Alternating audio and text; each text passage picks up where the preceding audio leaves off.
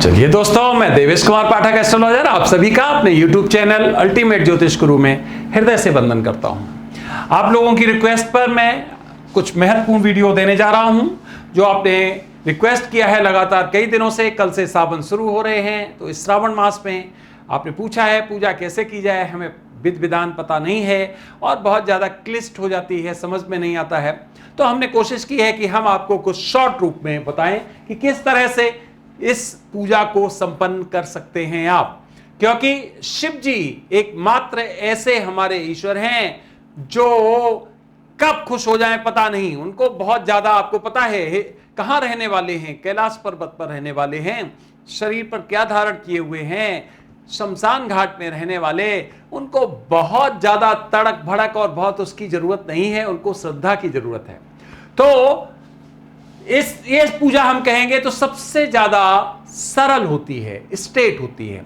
लेकिन अब इसको क्लिष्टता अगर दे दी गई है और अगर उसमें प्रॉब्लम आ रही है तो निश्चित तौर पे उसके सरल स्वरूप भी हमारे शास्त्रों में विदित हैं। हमारे शंकराचार्य जी जो हुए थे, उन्होंने इस महत्वपूर्ण पॉइंट को समझा था और उन्होंने कुछ इसके अच्छे सिद्धांत सुझाए थे। वही मैं आपको बताने जा रहा हूं, किस तरह से आप पूजा करें, क्या तरीका होना चाहिए। तो कल से है ये, कल आपको पता है 25 जुलाई है और 25 जुलाई से हमारे श्रावण मास के शुरू हो रहे हैं। जो मंथ होता है वो 26 को पहला सोमवार पड़ेगा, 2 तारीख को 2 अगस्त को दूसरा सोमवार है, 9th को तीसरा है और 16th को चौथा है। 22 तारीख को श्रावण मास समाप्त हो जाएगा। ये सबसे पवित्र मास होता है शिव जी की पूजा के लिए और इसीलिए इसमें आप देखते होंगे जितने भी ज्योतिर्लिंग हैं या और जो शिव जी के मंदिर हैं वो सब बिल्कुल पैक्ड रहते हैं।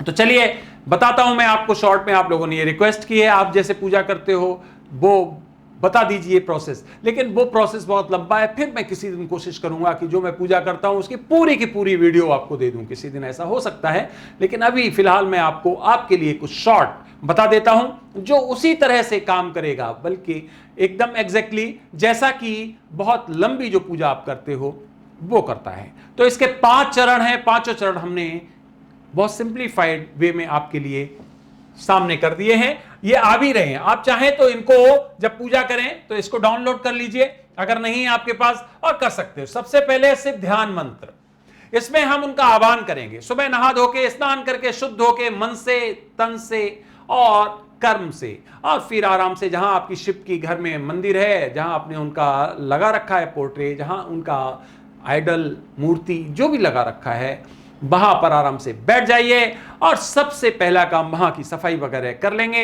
अच्छी तरह से।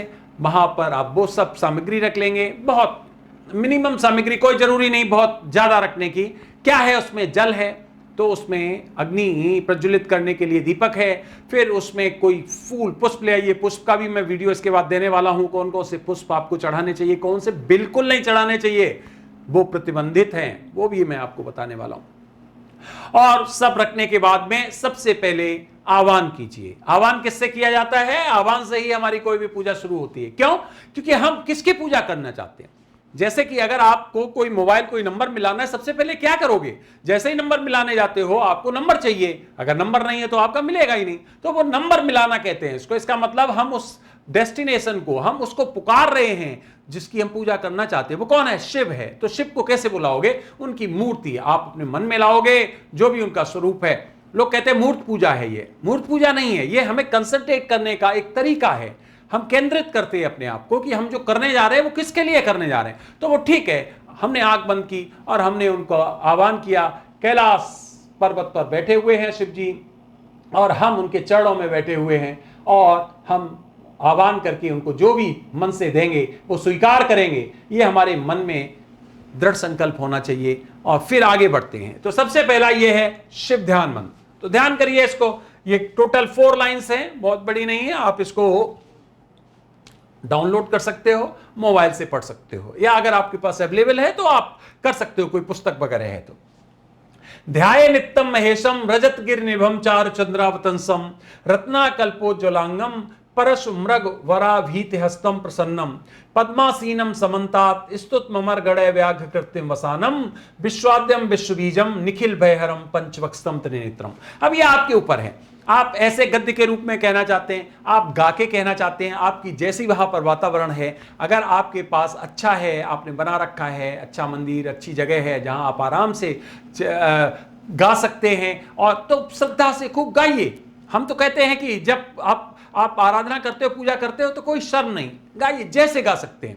तो अब इसका सबसे पहले आपने किया, हम इसको जो गाते हैं, गाते क्या हैं, इसको श्रद्धा से जो पुकारते हैं वो कुछ इस तरह से, ध्याये नित्यम महेशम रजत गिरिनिभम चारु चंद्रावतंसम रत्नाकल्पोज्ज्वलांगम परशु मृगवराभीति हस्तम प्रसन्नम पद्मासीनम समन्तात स्तुतमर्गणे व्याघ्र कृत्रिम वसानम विश्वाद्यम विश्वबीजम निखिल भयहरम पंचवक्स्तम त्रिनेत्रम।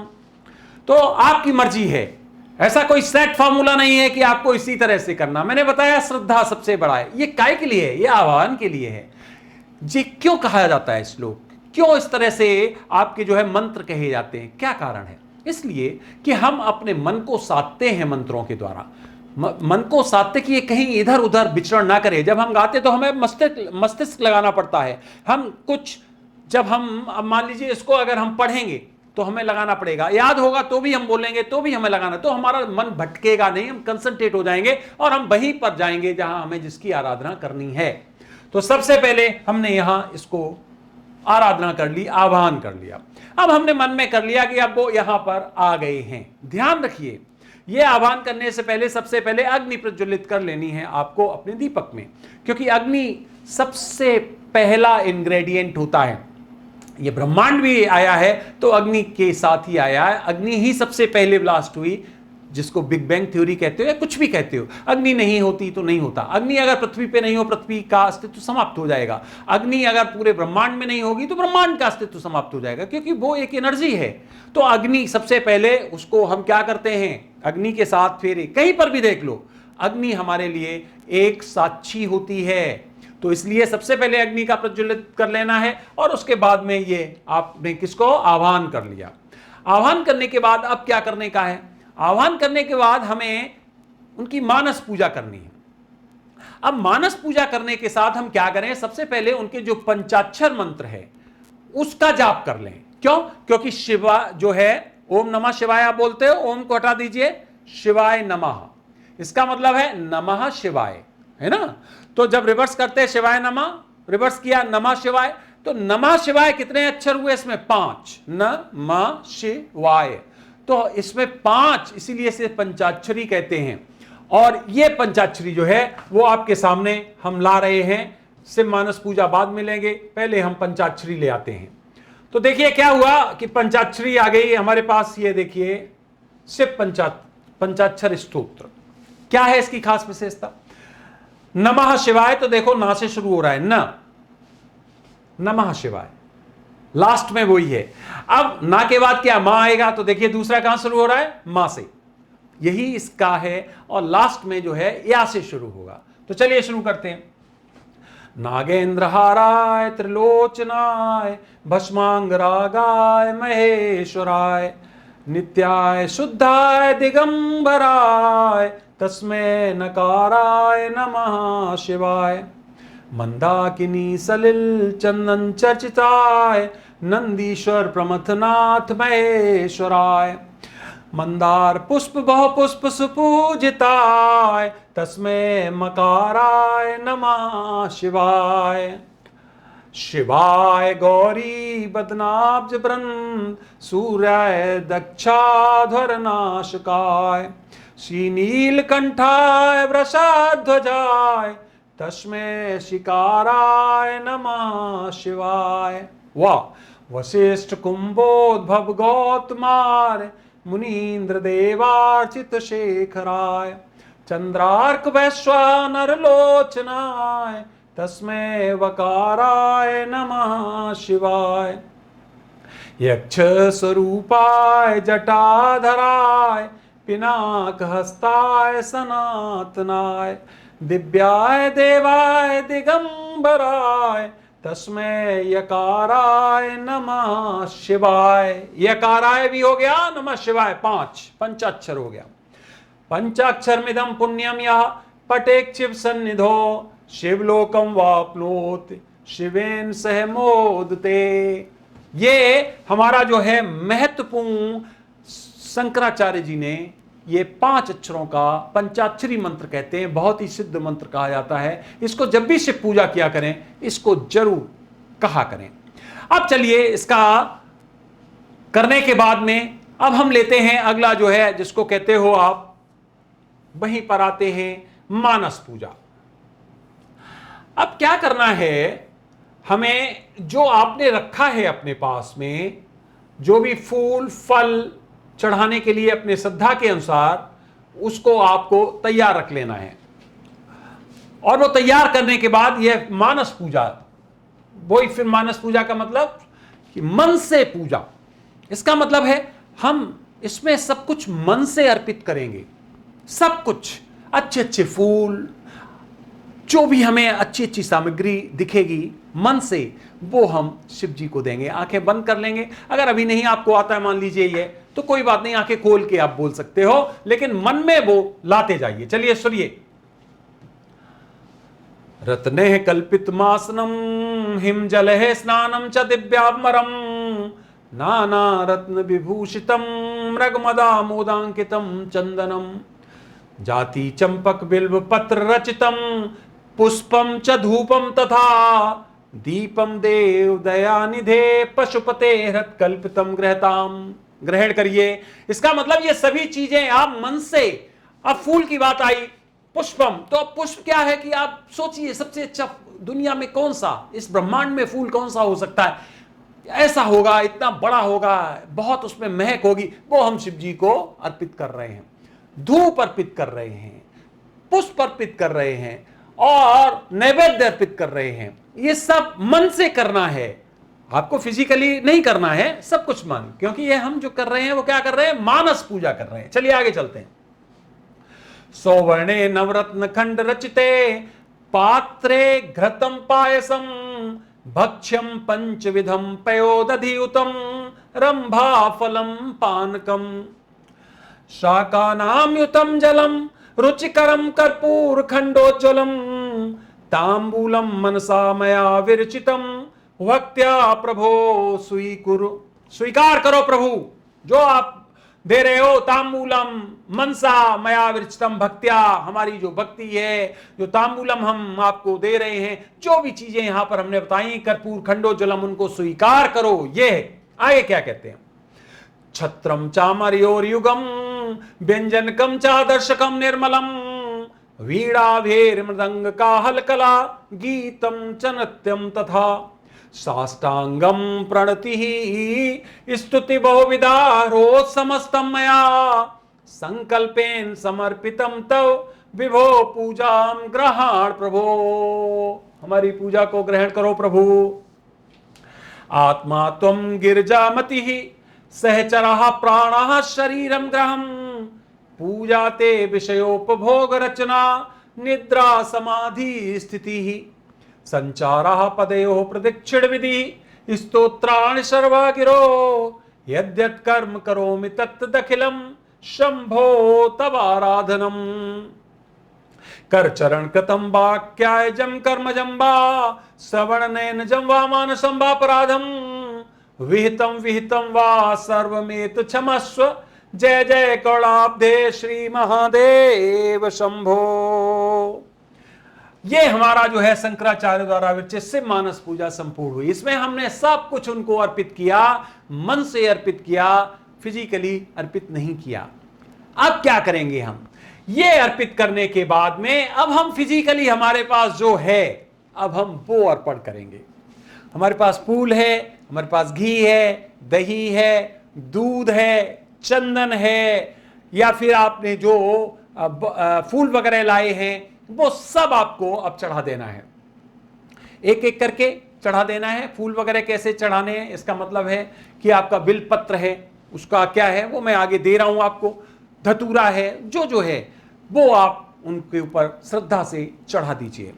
चढ़ाने के साथ ही साथ आप चाहें तो उनका अलग अलग तरह से, जिसको कहते हो, कहीं अगर आप मंदिर वगैरह में गए हो तो आप जाके और तरह के उपचार कर सकते हो, जो वहां पर आपको जिस तरह से जो पंडित जी लोग होते हैं वो जैसे बताते हैं वो भी आप कर सकते हो।